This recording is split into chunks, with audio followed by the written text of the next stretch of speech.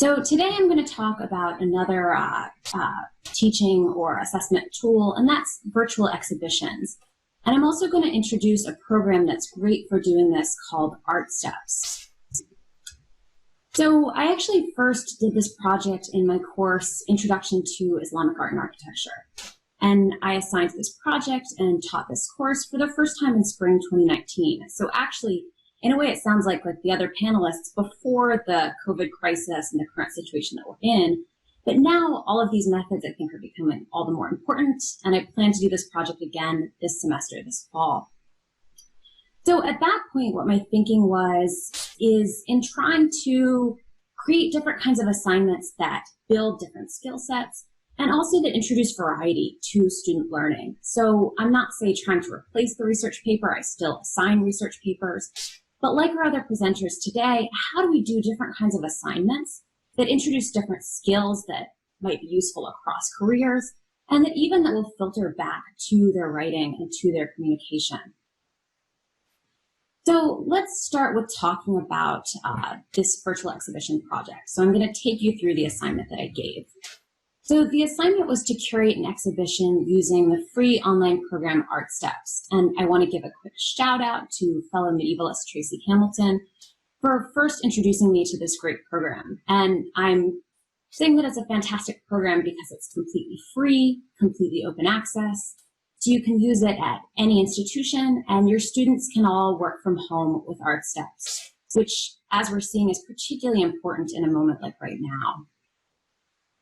So I had my students first select a topic within the scope of the class. And for my class, this was the arts of the Islamic world from the 7th through the 17th centuries. And I'm sure you're all thinking that this kind of project, a virtual exhibition, obviously lends itself to the art history classroom. But think about other ways you can use this in different disciplines. For example, you could use objects to talk about a history topic. You can use manuscripts to talk about a text. Within my class, I had students try to choose a topic that had to do with a particular theme from the class, perhaps an Islamic dynasty, a time period, an artistic media like calligraphy, for example. And then they started to conduct research on that topic, or actually they're conducting a bit of research at first to get to that topic, and then further narrowing it down. Now, this stage isn't too different from a research paper so far. But then I had students start to select objects. So I had them choose 8 to 10 objects to illustrate their topic or argument. And again, this could be however many or few you want based on the scale of your assignment. So what's interesting is this actually isn't so different either from something like a research paper, because we're asking students to amass evidence for their topic or for their argument. But sometimes we see students just sort of tossing in examples. Instead, with a project like this, when we're making it really emphatic, selecting and thinking about carefully these 8 to 10 objects, we're sort of exposing that structure of a lot of our projects. We're sort of creating the skeleton that then they can see. And then hopefully they'll build these skills for other kinds of projects. Okay, so they're selecting these objects, and then they're designing and building an exhibition space through which they're guiding their virtual visitor. And this stage, I would say, is important in 2 ways. The first, and I think we shouldn't underestimate the importance of this, is that this project is fun and it's engaging. And I think especially right now, we all want our students to feel engaged in a moment where they're feeling maybe the most disengaged from learning that they've felt. Also, I think we all need a bit of a mood boost, ourselves and our students included. So that's important. And then also this designing and building the exhibition space also builds skills. And I would say that the most important and what I really pushed my students to work on is in thinking carefully about organization. And again, like in selecting these illustrative examples for their space, in thinking about organization, we're making this more emphatic and more visible in a project like this. Because suddenly students are creating this sort of spatial area to bring a viewer through movement.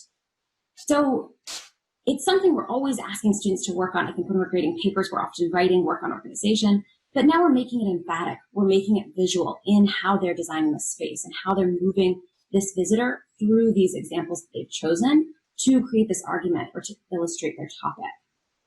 And then finally, I had students write wall labels. And I imposed a word limit on this, and I would encourage you to think about doing the same. I had them, I think, do about 250 to 300 words for each label. And this is because it encouraged students to learn to write concisely. This is something that's going to be hugely important across any career. It's actually, I think we all realize, much easier to write a ton of content than to write exactly what you want to say in a concise, effective manner. And so in writing these shorter wall labels, students are forced to sort of boil down what they're gaining in their research and these ideas they're getting from their research into something that can be quickly grasped by an audience. So now I'm going to show you what this looks like in practice. So here we're looking at a virtual exhibition from one of my students in Islamic art and architecture called Islamic Chinoiserie by a student named Stephanie Yang. So we're going to move into the space. She has an introductory wall label here. And this introduces the theme of her exhibit, which was examining artistic interactions between the Islamic world and China. And so in that introductory wall label, she gives a sense of the exhibit and also how this virtual viewer is supposed to move through it. And like I was saying before, she's thought carefully about organization. So what Stephanie has done is divided artistic interaction into 3 types. So she starts with sort of the more superficial and then moves into much more engaged types of artistic interaction. So if we look at one of her first objects and we're clicking on it to over here see the wall label that she's written, with this basin, she's pointing out the borrowing of a Chinese motif. So we're talking about potentially a more superficial type of artistic interaction. And then as we move through her space, we get into sort of more engaged types of interaction. And I'm not going to take too much time here, but I'm giving you the links to this project and a couple other student projects from this class if you want to spend time exploring them on your own. Because I want to spend the rest of our time getting a quick demo to using Artsteps. So like I was saying before, this is a great program, and besides being free, it's also extremely easy to use. So I think I can give you the basics really quickly right here for you to be able to jump in and start building your own exhibits, and then also feel comfortable to teach it if you're interested. So you'll go to artsteps.com, then create an account, a free account, and then just hit create right here to start building your exhibition. So here we're in our blank virtual space, and we have construction tools over here on the left. So we're going to start by placing walls. Just click that icon. I'm going to create some walls here. So I'm just clicking and dragging, very simple. So we have sort of a basic space, an entry, and again, your students would probably want to make this much more complex to fit how they're trying to guide this visitor. And I'm just giving you the basics really quickly. Then we'll want to place doors. So you can see I've clicked on the door icon.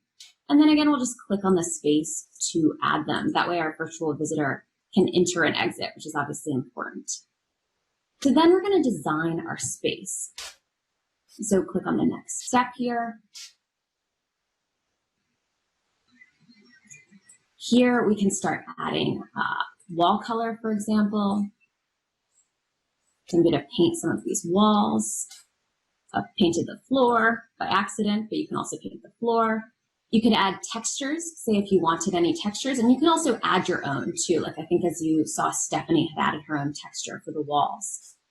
So if we want to see how this is looking inside, we can grab this icon, this is us, and move it to where we want to be in the room, and then click Switch View to toggle where we are. So we're in this entry vestibule now.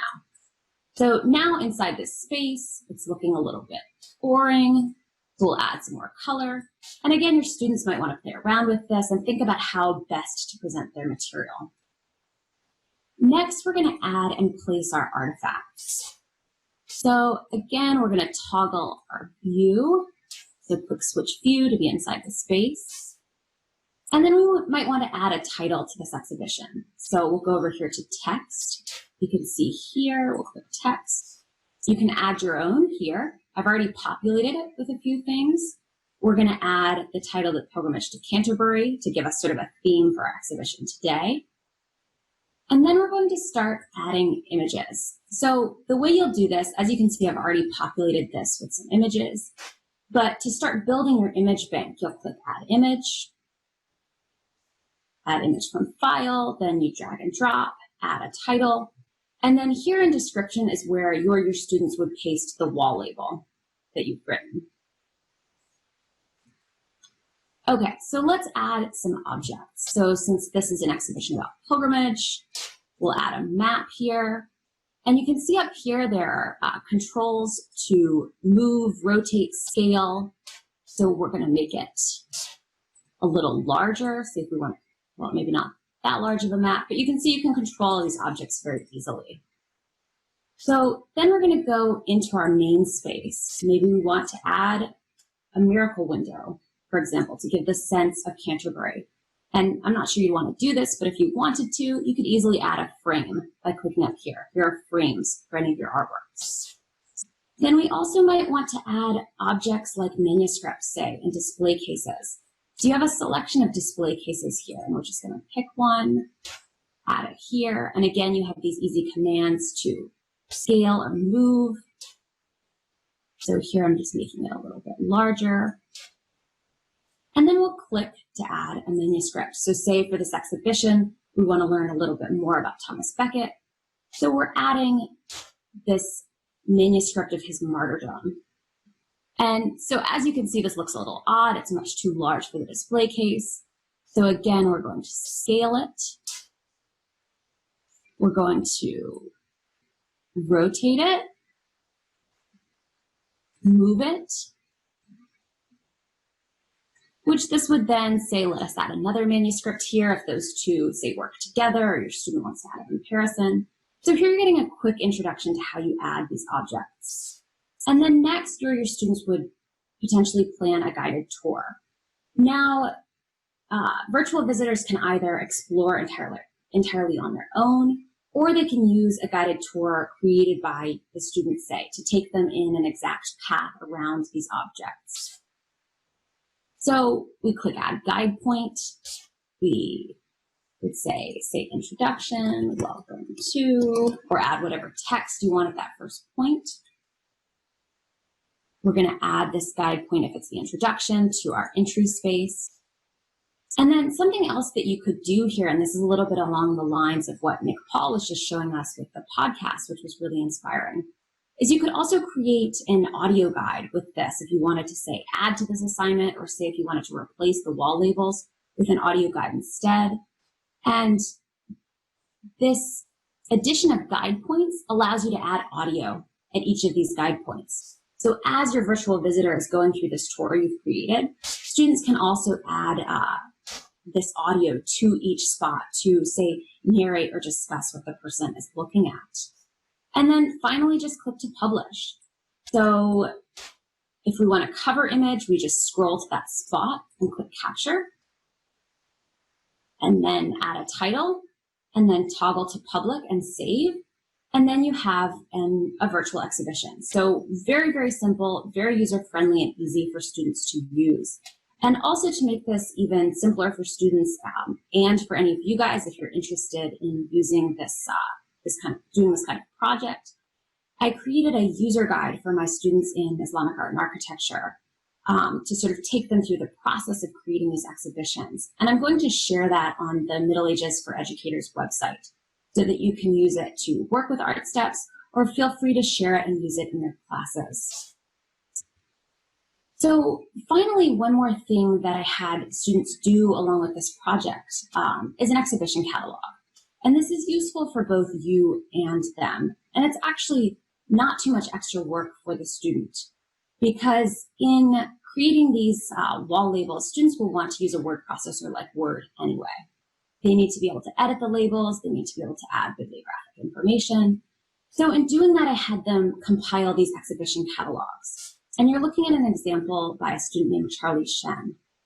And for us teaching the class, these are really useful in that you have something that you can be commenting on and adding your feedback really easily. So what I did is, while exploring their virtual exhibitions, I also had the exhibition catalog on the side, so I could be giving specific feedback on the wall labels, and also larger feedback about their exhibition space. So I'm just finishing with a few links to sample projects from students that have been willing to share their work for you to take a look at. The first is Stephanie's that we just explored a little bit earlier. Again, feel free to use the user guide that I'll post on Middle Ages for Educators. And I also want to draw your attention to next week's webinar. There'll be a presentation by Pamela Patton and Alina Gertzman, also on creating exhibitions in the classroom. And that one I think will be really complementary to this one. And in that they'll be talking a little bit more about the pedagogy behind these kinds of assignments, and also talking about their own experiences teaching with exhibitions as assignments. So thank you so much for listening, and I look forward to your questions.